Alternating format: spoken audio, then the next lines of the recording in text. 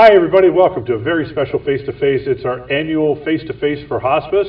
It's our 9th year doing this. It's amazing, and we always have to kick it off with the one, the only, Carol Derbyshire, the Executive Director of the Hospice of Windsor-Essex County. Hi. Hi. I don't want to take up any of your time. No. How are you? 9 years we have been doing this together. Hard to believe, 9 years. Yeah, and so this is really great. I mean, our show's been on for 10 years, so almost we didn't get into it right away. Tell us about, I guess we started off building the village, and that's what we always talked about, was the dream that when you came on the show and everything, and we have highlighted it a few times. But tell us that vision of making more than just an offices and buildings of hospice, where it's got into a pain clinic and everything. Where did the vision come? I know June James and Jane Boyd and yourself and Dr. Paul beforehand. So tell us a little bit of the history of hospice, of how it's grown to today. Well, when Paul Chidwick and Jane Boyd and June James and Duffy Davidson and a whole wonderful group started hospice, it was originally going to be a wing at Met Hospital. That's what they had applied for in the beginning. And of course, at that time, there wasn't any funding for that. So they went back to the drawing board and decided to do a community-based program and raise money and travel wherever the patient was. If they're at home, see them at home. If they're in hospital, see them there. They're in a long-term care facility. So that's basically how we came about having a community-based program. And we were the first in Ontario to do that. And at the time, we were so disappointed that we didn't get the government funding for a wing.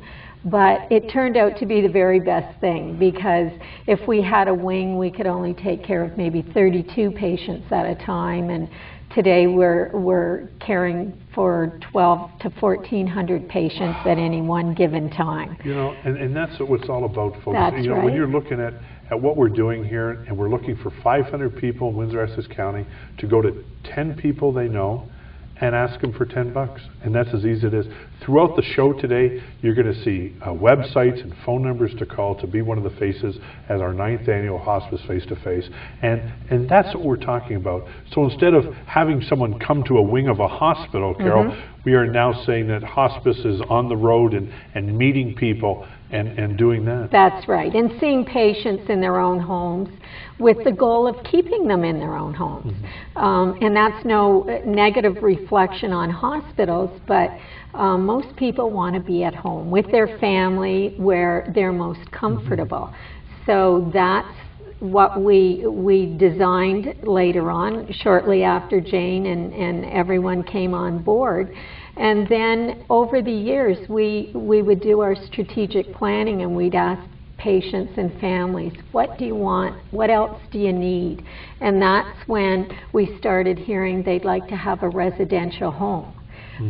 So that they had a place to go when they were very ill, give their families a bit of a rest and a break and a home-like setting. So we talked about that. What else do you want? We want programs for our children so that they can have some support when we're going through these things.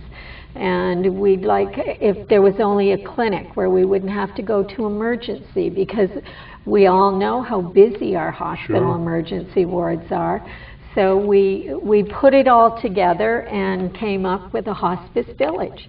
And we have a wonderful pain clinic there. It's in a beautiful old home, as you know, was donated to us and all redone.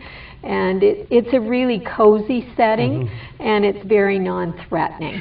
And so the patient can come in and see one of the doctors, and the family member can go upstairs and have a massage or some radiance therapy, so we can keep the families healthy. It's not easy caring for your loved one at home. It's 24/7.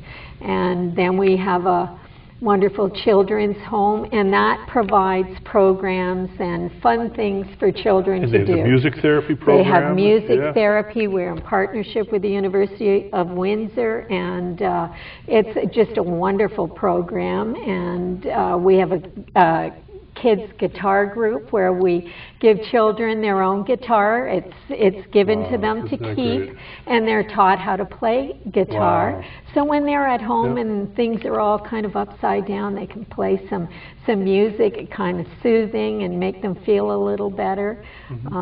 We have a wonderful program with Transition to Betterness, Kids Kicking Cancer, and children who are sick are learning martial arts. Not heavy duty, Sure. but just gentle movements Yep. and breathing, so that when they're having certain procedures done, that they can go through them much easier. The kids love this program. We've just put in a beautiful children's garden where they can be out playing out there and doing their martial arts out there on the AstroTurf. This is all at the Empress. This is all on Empress. Just one street over, for those that are in the area. Empress is one street north of Tecumseh, and one street over from Jefferson. One street west. So that's where we're at. Right. And then, of course, we have to talk about the home, the 8-room residential home. Yes. And you have had some great donors who've stepped up in each of those wings. So tell us about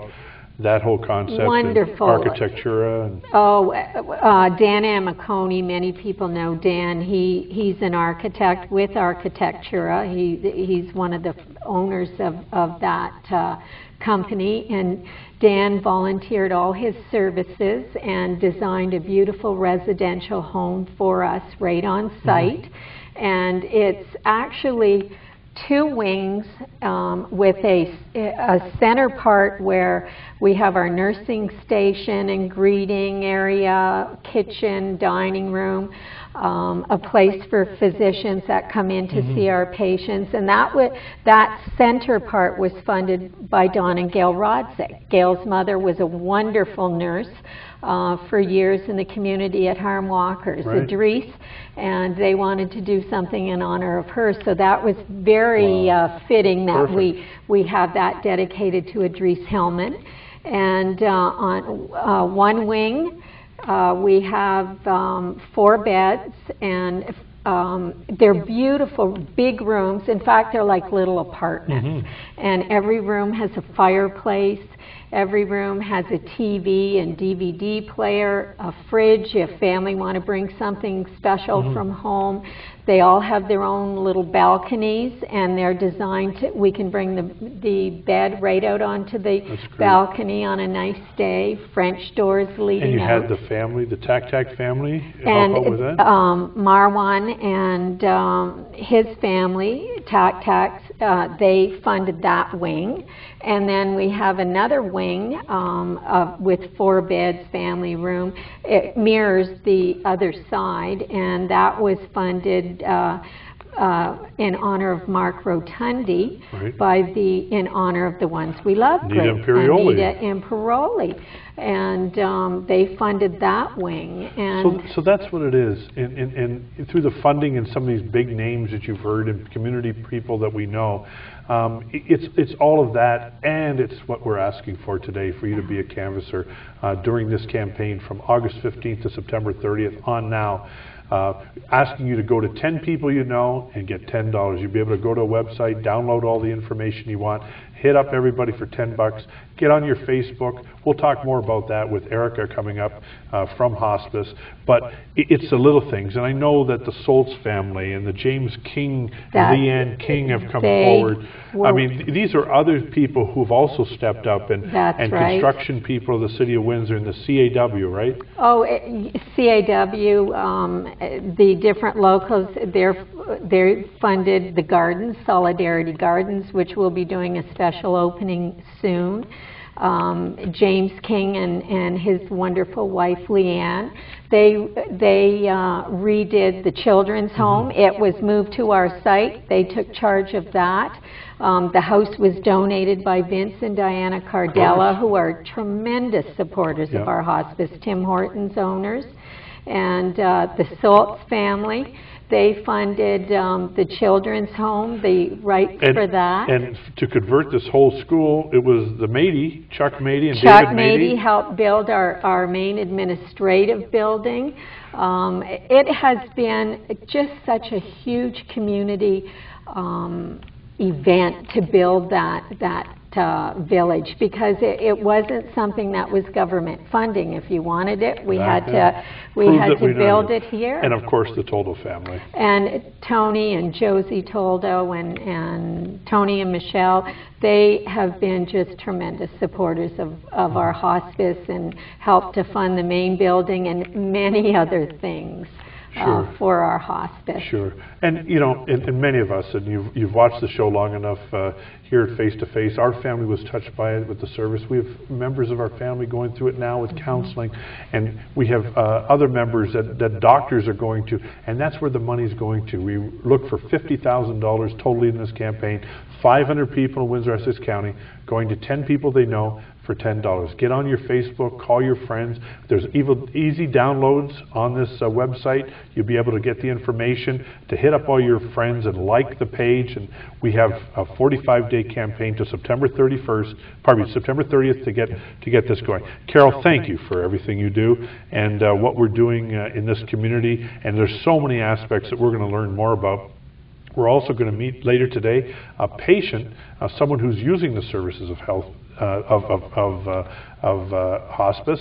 So Carol, thank you for all you do, and your team there. Say hi to everybody. Oh, I will, and thank you and Marlene and Rob and all the Cogeco gang.